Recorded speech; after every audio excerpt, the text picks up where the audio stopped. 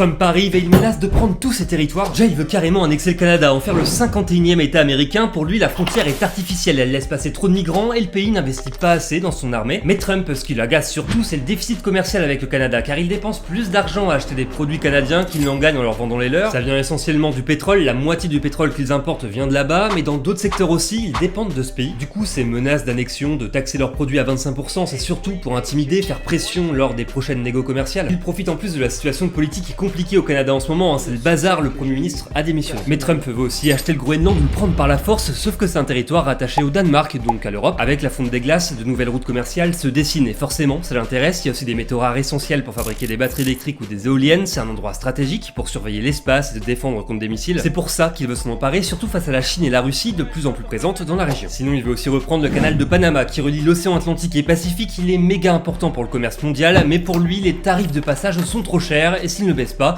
il pourrait utiliser la force pour le récupérer. Puis ce qui plaît pas du tout à Trump, c'est encore une fois la présence de la Chine, qui investit sur ce canal, sachant qu'avant il était contrôlé par les États-Unis, il a été transféré au Panama il y a 25 ans, d'ailleurs pas question que ça change pour son président. Bref, ces projets expansionnistes, ça inquiète les pays concernés. Même si la vraie bataille semble avant tout économique, on sait jamais vraiment ce que Trump a derrière la tête.